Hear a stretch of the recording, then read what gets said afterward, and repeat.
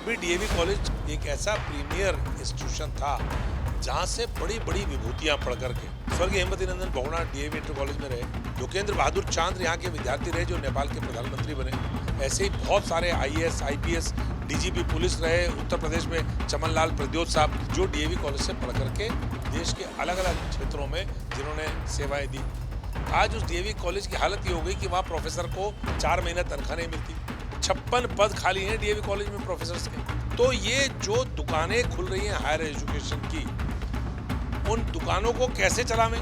धन सिंह रावत जी के नेतृत्व में उच्च शिक्षा पूरी तरह से, लेकिन हायर एजुकेशन का इतना बुरा हाल कभी नहीं हुआ। क्या उत्तराखंड के शासकीय महाविद्यालय खत्म होने जा रहे हैं, उनका अस्तित्व संकट में है? ये बड़ा सवाल उठाया उत्तराखंड कांग्रेस के उपाध्यक्ष सूर्यकांत धस्माना ने। वही धस्माना जो पिछले दिनों आपने देहरादून की सड़कों में घूमते हुए भी नजर आए थे, तमाम गड्ढों का मुद्दा उठा रहे थे। अभी केदारनाथ का चुनाव भी होना है, उपचुनाव भी है। कांग्रेस जो तमाम इन मुद्दों को उठाकर चल रही है, साथ में इधर थूक जिहाद भी एक नया जुमला इस बीच उत्तराखंड की राजनीति में आया है। इन तमाम मुद्दों पर हम लोग शॉर्ट में बातचीत के लिए हमारे साथ सूर्यकांत धस्माना जी हैं। धस्माना जी, मेरा पहला सवाल है, जो ये आप उठा रहे हैं ये बहुत बड़ा और गंभीर मुद्दा है। ये क्या वाकई में कोई साजिश चल रही है कि अशासकीय जितने महाविद्यालय हैं वो बंद हो जाएंगे? क्योंकि सरकार इधर कुछ 20-25 यूनिवर्सिटीज़ की भी तैयारी चल रही है। चल क्या रहा है खेल? देखिए, खेल ये है कि उत्तराखंड का सबसे premier institution DAV college, Garhwal विश्वविद्यालय जब नहीं था, जब हम मेरठ विश्वविद्यालय में थे, जब मेरठ विश्वविद्यालय से पहले हम आगरा विश्वविद्यालय में थे, तब भी डीएवी कॉलेज एक पूरे पश्चिम उत्तर प्रदेश में और एक उत्तर भारत में एक ऐसा प्रीमियर इंस्टीट्यूशन था जहाँ से बड़ी बड़ी विभूतियाँ पढ़ करके स्वर्गीय Hemvati Nandan Bahuguna DAV inter college में रहे। उसके बाद उच्च शिक्षा उन्होंने इलाहाबाद से ली। लोकेंद्र बहादुर चांद यहाँ के विद्यार्थी रहे जो नेपाल के प्रधानमंत्री बने। हमारे राज्य के जब राज्य बना तो सबसे पहले काम चलाऊ सरकार के मुख्यमंत्री जो उत्तर प्रदेश में सभापति रहे विधान परिषद के, आदरणीय नित्यानंद स्वामी जी, वो उत्तराखंड के मुख्यमंत्री बने। वो डीएवी कॉलेज के छात्र संघ के अध्यक्ष थे। हीरा सिंह बिष्ट से लेकर के आदरणीय हमारे प्रीतम सिंह जी से लेकर के दिनेश अग्रवाल जी से लेकर के विनोद बड़थवाल साहब से लेकर के विवेकानंद खंडूरी से लेकर के मैं स्वयं डीएवी कॉलेज का छात्र संघ का अध्यक्ष रहा। तमाम पक्ष विपक्ष में आपको ऐसे नाम मिल जाएंगे जो डीएवी कॉलेज से पढ़ कर गए। इसी तरह से प्रशासनिक सेवाओं में तमाम वो लोग मिल जाएंगे, चाहे पराग गुप्ता का नाम लें जो एडिशनल चीफ सेक्रेटरी रहे, आईएएस सीनियर आईएएस रहे उड़ीसा की सरकार में। ऐसे ही बहुत सारे आईएएस आईपीएस डीजीपी पुलिस रहे उत्तर प्रदेश में चमनलाल प्रद्योत साहब। हमारे तमाम वो लोग मिल जाएंगे जो डीएवी कॉलेज से पढ़ करके देश के अलग अलग क्षेत्रों में जिन्होंने सेवाएं दी। आज उस डीएवी कॉलेज की हालत ये हो गई कि वहाँ प्रोफेसर को 4 महीने तनख्वाह नहीं मिलती। 2019 से आपने डीएवी कॉलेज समेत पूरे राज्य के तमाम अशासकीय विद्यालयों महाविद्यालयों में नियुक्तियों पर रोक लगा रखी है। 56 पद खाली हैं डीएवी कॉलेज में प्रोफेसर्स के। आपके डीबीएस कॉलेज में पद खाली हैं। आपके एमकेपी कॉलेज में टोटल 63 नियुक्तियां हैं, उसमें से 49 पद जो हैं खाली पड़े हुए हैं। नॉन टीचिंग के अलग हैं, ये मैं टीचिंग के बता रहा हूँ आपको। एसजीआरआर में पद खाली पड़े हुए हैं। एमपीजी कॉलेज मसूरी चले जाएं जो पूरे देश के अंदर पहला एक डिग्री कॉलेज था जिसको म्यूनिसपैलिटी चलाती थी, नगर पालिका, तो इसीलिए उसका म्यूनिसिपल डिग्री कॉलेज उसका नाम है एमपीजी कॉलेज। उसमें वहाँ पद खाली पड़े हुए हैं। तो आपने जानबूझ करके, क्योंकि उसके कारण पीछे कारण ये है कि डीएवी कॉलेज में अगर आप लॉ करने जाएंगे तो आप वहाँ लॉ 11,500-12 हज़ार रुपये में 3 वर्ष का लॉ वहाँ पे पास आउट कर लें। वही अगर लॉ करने आप किसी प्राइवेट यूनिवर्सिटी के कॉलेज में जाएंगे तो वहाँ आपको 4.5 लाख से लेके 8 लाख रुपया लॉ करने के लिए देना पड़ेगा। इसी प्रकार से बीकॉम करने आप डीएवी कॉलेज में जाएंगे तो 2500 रुपये में आप वहाँ पर बीकॉम का फर्स्ट ईयर कर लेंगे और 6,500-7 हज़ार रुपये में आप पूरा बीकॉम करके ऑनर्स करके निकल जाएंगे। आप किसी प्राइवेट यूनिवर्सिटी में बीकॉम ऑनर्स करने जाएंगे तो वहाँ आप पाएंगे कि 1 साल की फीस ही 1 लाख रुपये 1.25 लाख रुपये है। इसी तरह से तमाम और कोर्सेज हैं। तो ये जो दुकानें खुल रही हैं हायर एजुकेशन की, उन दुकानों को कैसे चलावें? अब एक एक यूनिवर्सिटी आप बनाते हो, हमने सुना है कि टेबल के नीचे करोड़ों रुपया यूनिवर्सिटी बनाने का ले लेते हो। उसके बाद वो जब यूनिवर्सिटी बनती है तो गुणवत्ता की बात तो छोड़ दीजिए, लेकिन वो यूनिवर्सिटी दुकान के रूप में जब काम करती है तो वो उस कोर्स के जिस कोर्स में ये एडेड कॉलेजेस या सरकारी डिग्री कॉलेजेस बहुत सस्ती शिक्षा देते हैं, वो आप लाखों रुपए में देते हैं। तो ये सीधा खेल है।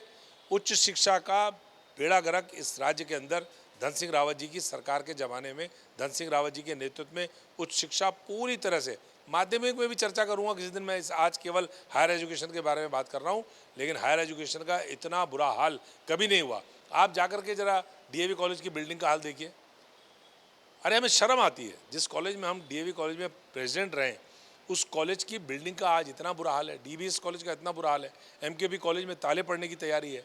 इसी प्रकार से सारे तमाम वो एडेड कॉलेजेस जिनको सरकारी सहायता मिलती है, आप अनुदान उनको नहीं दे रहे हैं। अनुदान न मिलने की वजह से, एड न मिलने की वजह से जो वहाँ पर गतिविधियाँ हैं वो रिस्ट्रिक्टेड हो जाती हैं। वहाँ पर तमाम जो रिसर्च के काम हैं, आप नैक एक्रेडिटेशन में जो सरकारी महाविद्यालय को सुविधा देते हैं, आप वो एडेड कॉलेजेस को क्यों नहीं देते?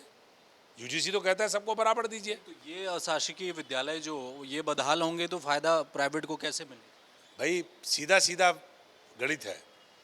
ये एडेड कॉलेजेस, देखिए जब आप सरकार डिस्क्रिमिनेटरी फैसले करते हैं इन एडेड कॉलेजेस के खिलाफ, तो वो मैनेजमेंट को कोई फ़र्क नहीं पड़ता। फ़र्क पड़ता है वहाँ की टीचर्स का, वहाँ की जो क्वालिटी ऑफ एजुकेशन है उसका। जिस टीचर को, प्रोफेसर को 4 महीने तक तनख्वाह नहीं मिलेगी, वो पढ़ाएगा क्या? तो वहाँ पर क्वालिटी ऑफ एजुकेशन भी गिरेगा, और जब धीरे धीरे वहाँ पर क्वालिटी ऑफ एजुकेशन गिरेगा तो लोग अपने बच्चों को भर्ती करना बंद कर देंगे, तो मजबूरी में वो प्राइवेट यूनिवर्सिटीज़ की तरफ भागेंगे। जब आप फीस जो है आप ये लगाइए ना, मैं सीधी सीधी बात कर रहा हूँ कि आप कह रहे हैं कि क्या फ़ायदा है। फ़ायदा ये है कि इनको बंद करो क्योंकि सरकार को इनको एड देनी पड़ती है, और प्राइवेट को आपको, क्योंकि स्वपोषित हैं, वो सेल्फ फाइनेंस हैं, उनको आपको कुछ देना नहीं है, उनको आपने पूरी छूट दे रखी है। आप ये लगाइए कि 40 वर्ष से आप फीस का स्ट्रक्चर इन एडेड कॉलेजेस का आपने रिवाइज नहीं किया, और प्राइवेट यूनिवर्सिटीज़ के लिए और प्राइवेट कॉलेजेस के लिए आपने एक कमेटी बनाई हुई है हाई पावर, जो हर साल फीस निर्धारित करेगी। और वो फीस निर्धारण का मतलब क्या होता है? अंकुश नहीं है उसमें, उसमें किसी ना किसी प्रकार से 5% से 15% तक इंक्रीज, हाइक। साहब हमें ये करना पड़ रहा है, हमको वो करना पड़ रहा है, बहानेबाजी है। वो अपना रिप्रेजेंटेशन देते हैं, रिप्रेजेंटेशन के अंदर अंडर द टेबल क्या गेम होता है वो सबको मालूम है। तो उससे बच्चों की जो फीस है प्राइवेट यूनिवर्सिटीज़ में अगर आप कंपैरिजन करेंगे, मैंने कहा है मैं पूरी सीरीज़ चलाऊंगा इसमें, और अभी मैं सारी प्राइवेट यूनिवर्सिटीज़ का जो फीस स्ट्रक्चर है और जो एडेड कॉलेजेस का और सरकारी कॉलेजेस का फीस स्ट्रक्चर है उसका कंपैरिजन आपके सामने रखूंगा, तब आपको पता लग जाएगा कि सरकार क्या कर रही है। सर पिछले दिनों मैं देख रहा था आप देहरादून की तमाम सड़कों पर घूम रहे थे, गड्ढे वड्ढे तो अब मुख्यमंत्री ने भी कहा उसके बाद कि साहब 15 अक्टूबर लास्ट डेट है, गड्ढे भर गए। कुछ हुआ है सड़कों में? देखिए जिस स्पीड से होना चाहिए था नहीं हुआ। बारिश रुके हुए आज 20 दिन हो गए, और 20 दिन में आपने, मुख्यमंत्री जी ने स्वयं घोषणा करी थी कि 15 अक्टूबर डेडलाइन है। अब 15 अक्टूबर का मुझे इंतजार है, आज 14 अक्टूबर हो गई। कल देहरादून में देखूंगा, जहाँ भी सबसे बड़ा गड्ढा मिलेगा वहाँ से ही लाइव करूँगा। वहाँ मैं तो गड्ढे में सड़क और सड़क में गड्ढा, ये मेरा अभियान चला, और ये मेरा अभियान तब तक चलेगा जब तक मैं पूरी सरकार को झंझोड़ के नहीं रख दूंगा। पूरा बंजारा वाला चले जाइए, पूरा कारगी चले जाइए, पूरा विस्थापित क्षेत्र चले जाइए, पूरा आप हरिद्वार बाईपास चले जाइए, सहस्त्रधारा रोड में आप आज भी चले जाइए, हालत ख़राब है। रायपुर रोड आप चले जाइए, हिंदुस्तान अखबार के सामने देख लीजिए, जहाँ हिंदुस्तान अखबार का इतना बड़ा दफ्तर है, उनके दफ्तर के सामने जाके देख लीजिए क्या हालत है। पूरे शहर के अंदर हालत ख़राब है। स्मार्ट सिटी के नाम पर करोड़ों करोड़ों रुपए का घोटाला हुआ है। मैं उसके ऊपर ध्यान दिलाना चाह रहा था। मैं शहर के अंदर जो आज सफाई व्यवस्था, मैंने शहर के मेयर साहब जो स्मार्ट सिटी के अध्यक्ष भी थे, खुशकिस्मती से या बदकिस्मती से, उनके वार्ड में जाकर के नाले का हाल दिखाया। साहब 1.5 किलोमीटर 25 फुट चौड़ा नाला पॉलिथीन और गंदगी लेकर और सीवर का गंदा पानी लेकर बह रहा है मेयर साहब के वार्ड में। वहीं गणेश जोशी साहब भी रहते हैं, राज्य के बड़े ताकतवर मंत्री हैं, ताकतवर।